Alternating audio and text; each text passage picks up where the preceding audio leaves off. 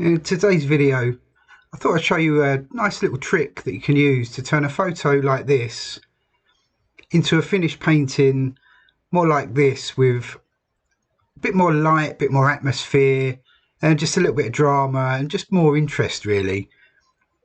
So back to the original photo, which is, it's a nice enough photo. I took it in Clyde in Norfolk a little while ago, but you see that the sky's just a little bit flat. It's just grey. There's no real shadows or anything really to sort of grab hold of the viewer. So just using just a very simple trick, just using another photograph essentially. Now this is the complete opposite. There's lots of light, lots of drama, lots of contrast, and so by smashing the two photos together essentially, I can hopefully come up with a far more interesting finished piece. And so I'm just going to do a very simple little drawing and just mark out the horizon line where the creek runs through. That's a nice little thing I can use just to draw the eye to the windmill. And I'll just sketch the windmill in. I want that quite small in there. So this is just a painting more about the sky and the light and the atmosphere. But the windmill is a nice little focal point. But just looking at the overall shape of it, so I'm not looking for any real detail at all. And so I'm going to paint this as if I'm looking into the light. So the windmill area and the houses and the little tree and everything will be quite dark against quite a bright sky. And so very simple drawing. I'm not looking for an exact representation of what's going on, but just picking out a few little chimneys, a few rooftops.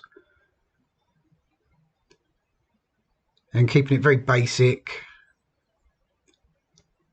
And I don't need too much in the drawing either. I'm probably doing a little bit more than I usually would, just so you can see where I'm going.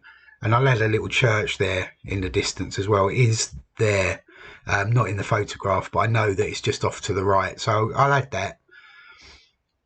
And so I'm going to work on the sky. So using the second photograph that I showed, I'm just going to wet the sky area.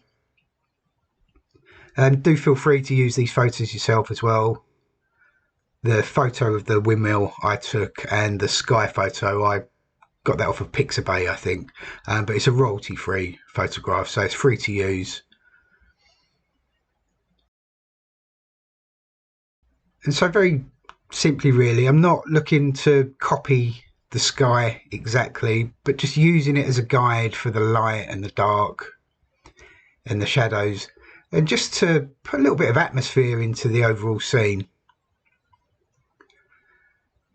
And it's quite often the case, if you're out and about and you see a subject that you like and you take a photograph of it, you haven't always got the ideal conditions for a painting, especially in the UK. It's sort of quite rare really that you get perfect conditions, but there's obviously a lot of subject matter, so you can take those photographs where you've got a nice subject, and then maybe on a different day you photographed a nice sky or something else, and there's no reason why you can't put those two photographs together. So take the sky element out of one and then mix that in with whatever interesting subject you've taken a photo of.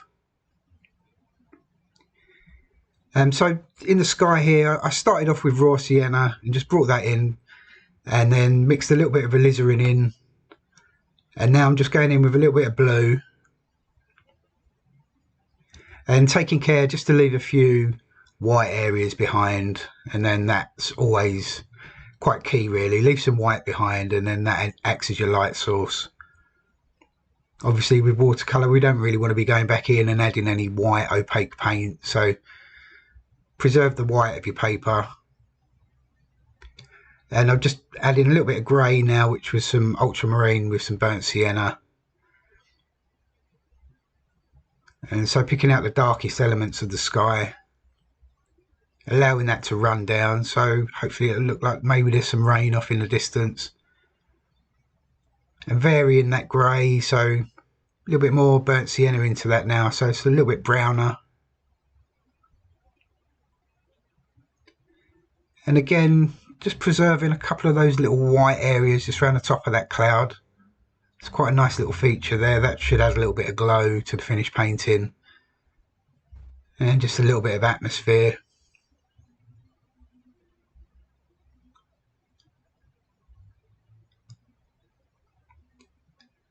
And I just mix some of that grey in with the orangey sort of raw sienna alizarin colour that I had in the palette, and just touch that in at the top left there.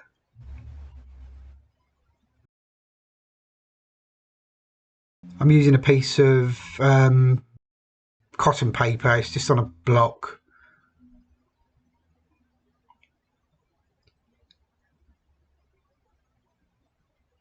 And so I'm treating the sky very simply, really. There's quite a lot going on in the photograph, but I'm just looking at the overall shapes and the atmosphere of it and just trying to get a little bit of that in to the painting.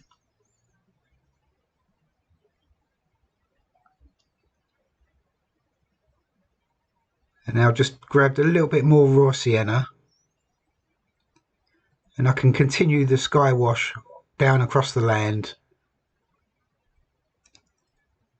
And now taking a little bit of care again just to leave some white paper behind where that creek runs through.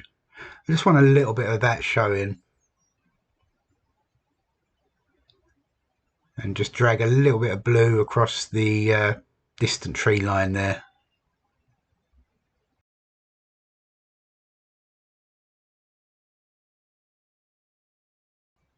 And now just continue the wash all the way down.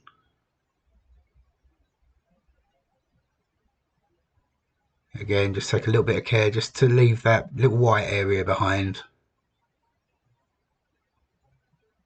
And just using all the paint up that I've got left in the palette now and just bringing that all the way down. So it's one continuous wash for the sky and the land. Okay, I'm just going to dry that. And it's fully dry, nice little bit of atmosphere going on, and I'm just going to paint in the windmill and a few elements in the land and just get a few darks in there.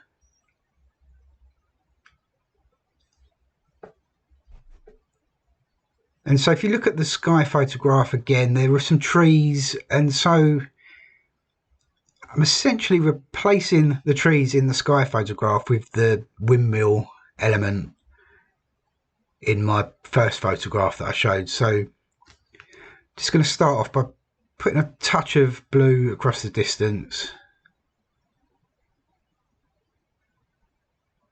and I'll just put that church in there. And like I said before, it's not in the photograph, but I know it is there. It's just out of shot. But it's nice to have a little bit of interest in the distance.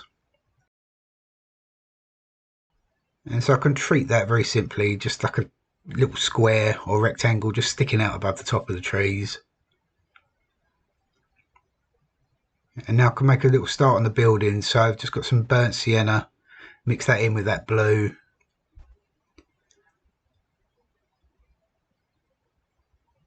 And so really just treating the buildings as simply as this, just a little line across for a rooftop, and then just put a little chimney on, and treating it all as one big shape. And there's a tree there. Oh, that's a little bit too blue, so just grey that off a touch.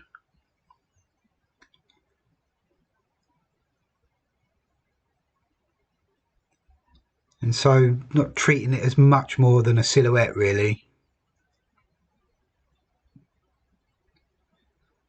but still getting some variation in the mix. I don't want to just put it in all in black. I mean, it'd be quite boring to look at if I did that. So leaving a couple of little highlights behind. And there's actually a house underneath the windmill there, but I don't need to worry about windows or doors or anything like that at all. And so now I'm just going to put the windmill in, and again just treating it as one very simple shape.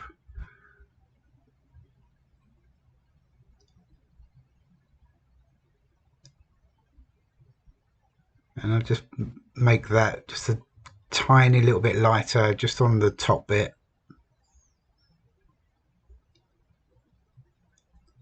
And it's as simple as that really, and I'll put the sails on after, once it's dry. And just bring a little bit more dark paint down and just tidy up that edge there. A couple more little marks of some chimneys. And that's enough really, just to make it look like a little group of buildings. I'll just switch back to the larger brush and I can start to bring just a little bit of colour down over the land again. And so it's just some raw sienna mixed in with the greys.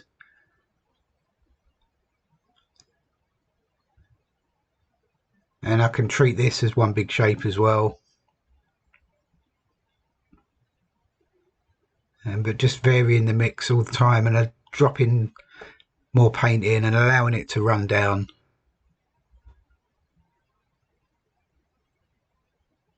And just a little touch of dark just at the bottom of that tree line.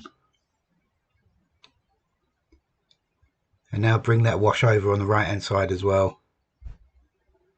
And I know that creek runs up to the windmill, so just take a little bit of care just to sort of make a little bit of a feature of that. And leaving behind that little white area.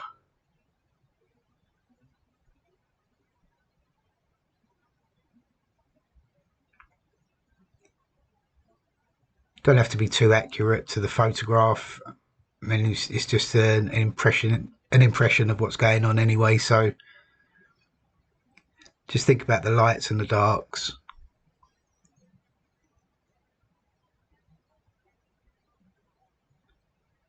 Now just mix up some quite dark paint with some blue, burnt sienna. And I can just drop that into the wet wash.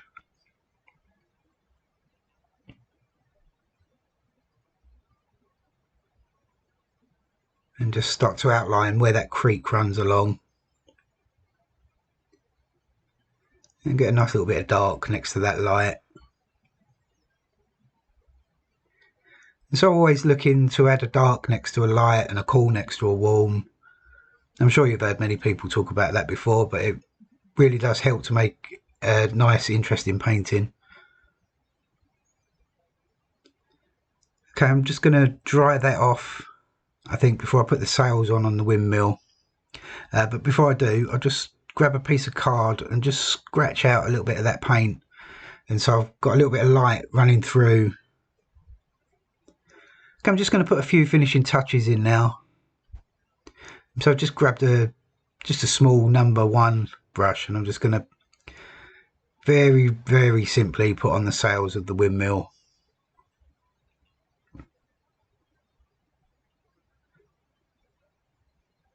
Again, no real detail. It's not much more than a glorified silhouette really. And just put on that little back sail there, whatever that's called. If someone knows, let me know. And just a few simple little marks in the buildings.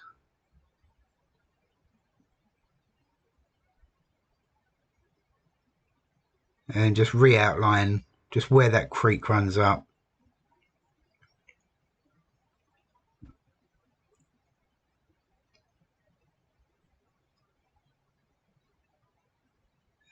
And now just a few little hard edges just in the land, and just ties everything together.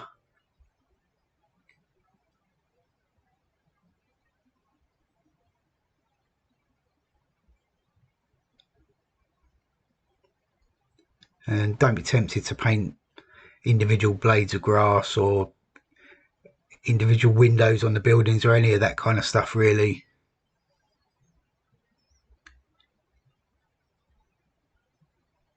And drop a little bit of that orange and just pick up just some random bits out of the palette really. I think I'll make that edge there just a little bit bolder.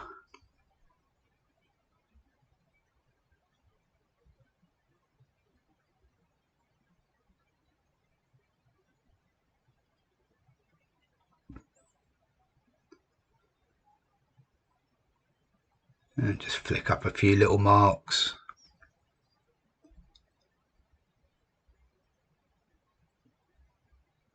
And I always think it's quite important to use brush strokes when painting like grasses in marshes and fields, as opposed to just flicking up individual blades of grass. But that's the finished painting.